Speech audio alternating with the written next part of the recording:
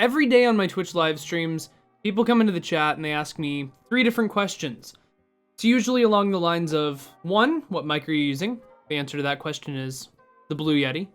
2, well, how does your mic sound so good? And 3, why do you look like Bugga? Oh, I hate that question. So what I'm going to be teaching you guys in this video is exactly how to make your mic, doesn't matter what mic you have, sound pretty good in OBS Studio. I know StreamLabs OBS allows you to do VST plugins, so this should work as well on StreamLabs OBS, but I just haven't tested it personally, but since I do know they have VST plugins, this should be possible. So let me just jump right into it. So first off, you need to make sure your mic is positioned well. So depending on what your mic is, personally I have a Blue Yeti, I have it away from my mouth enough that it's not like, if I'm going like this and I'm talking too loud, it will peak like that and it's not very good. Yeah, so you need to make sure it's far enough away from your mouth. So for headset mics, a lot they're like right here, I would actually bring down your headset mic to about here. So then it's kind of the sound is going over the microphone. That's one thing just to start out. Now we're actually going to get into OBS filters and things you can actually add to your mic to be able to make it sound better. So first off, you just want to go to your microphone. I have, the mic and aux thing here. You click on the gear, go to filters, and you'll see I have all these different noise gates. I have this reverb, I have this gain. I have all these different things. All of them are turned off though. And then I have my VST gate and my VST EQ. So first off, you need to know how you get VST plugins and what VST plugins are. So VST plugins, well, if you go to add, they're right there. They're basically plugins that you can download from the internet that you can put into different software, for example, like FL Studio. VST plugins are audio plugins, basically. So personally, for my VST plugins, I am using the Replugs VST FX Suite. So this is free. I will have a link in the description, top of the description for this. And all you need to do is you need to go in and download this file here. It's very straightforward. You don't have to move, this to a certain plugin folder. You don't have to do anything like that. It'll just immediately download onto it. So it's not like any of the OBS Studio plugins. This is a VST plugin for your computer overall. Super simple download. Just go through the normal download process for any sort of program, and then you have all that. And it comes with a ton of different things, which I will be going through in this video.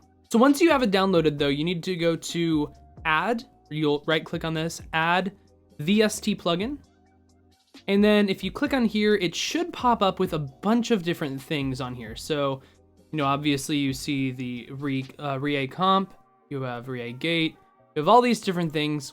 And while you can mess around with those, I don't personally use any of them except for the EQ and the gate. The gate basically allows you to set a threshold for your mic. Then with the EQ though, what that does is then it allows you to take out certain frequencies and kind of mess with the sound in different ways to make it sound really crisp, basically. And I'll go through and show you guys how to do this right now. So first we're going to start off with the VST gate. You can name that whatever, it doesn't matter. But it is important that you guys have the gate above the EQ because that layering does actually matter. If you have the gate below the EQ, it'll change, kind of the functionality of the mic. So first put the VST gate above there, go to open plugin interface. I would suggest just starting off with setting your gate here. So I have a negative 27.9 gate on my stream mic basically. Right now, I'm actually using a different noise gate on a different OBS window here. And that's completely different for recording because when I'm streaming, I'm usually talking much louder. On my videos, I could get a little quiet, and you want to make sure you set that gate, or if I'm talking like this, you guys can still hear me. But maybe on OBS Studio, when I'm streaming, you might not be able to hear me because I'm, banging on my keyboard, and I want to make sure that's as high as possible. So I would go through here, try to see, stop talking, and just see where this bar is right here, and just kind of get the, ambience of the room, and kind of hear and see how loud that is. So we're gonna do that right now.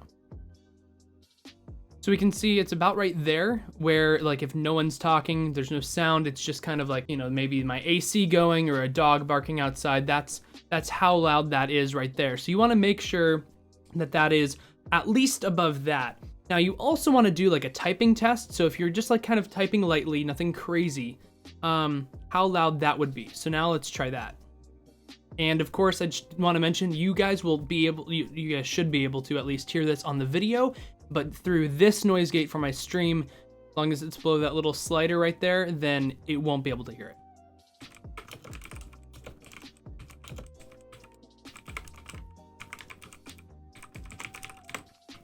So as you guys can see there, it did go above it a couple times, but you can either bring that up a little bit, or it might not even matter depending on how you have your settings set up. So that brings us to attack, hold, and release. So these three are very important. Attack is like how quickly it comes back on. Hold is how long it takes to go from middle of where you're talking to then release it and turn off your mic again. Because what this is doing is it's turning on and off your mic when you're talking and when there's loud enough sounds to be picked up. So you want to set these. I would say all of these settings should be good for you guys overall. I mean, it shouldn't change necessarily depending on what mic you have. You might want to tweak it a little bit if it just sounds weird for some reason. But attack should be 12, hold 56, and release 180. Of course, it's kind of your personal preference. The longer the milliseconds, the longer it takes. So the release, if you want a very quick release when you stop talking, it'll immediately cut off. You can make that 180 a lower number, or if you want it to go even further, you can make it a higher number. So that also brings us to our low pass and high pass. So actually, I usually have my high pass at about 100 here, but I actually wanted to show my chat this crazy thunder that was outside. So I actually turned that all the way down so they could hear that, because what this does, the low pass and the high pass, is it allows you to take out certain frequencies. So this is the human voice thing basically, where it's like, if your voice goes this high, then set it at this, and if your voice goes this low, you set it at this. So 100, the human voice cannot go below like 80, basically. It's like, that's the actual lowest it can go. So I would set it at about 100, unless you're like a crazy voiceover guy that has a really, really low voice. I mean, 100 should be fine for all of you. I think it's just generally good. And then for the low pass, I have mine set at like 5,700. This should be the same for you guys. I mean, maybe you want to have it go up a little bit more, just depending. But I've come to notice that that works pretty well for me. If I have it down at about 3,000 though, if I say the word so, it actually makes it sound like dough, because that s sound is being taken out because it's such a high pitch. So you want to just make sure, say stuff like that into your mic when you're testing it. Say so, and just see if it will pick it up, because if it doesn't, then you'll want to make that low pass a lot higher. For wet, dry, and noise here, you can mess with those. I personally don't. I'm not going to explain those right now because I just don't think it's very relevant for this video, but if you guys want to mess around with them and try them out for yourself, it can make your mic sound better depending on what mic you have, and it just depends.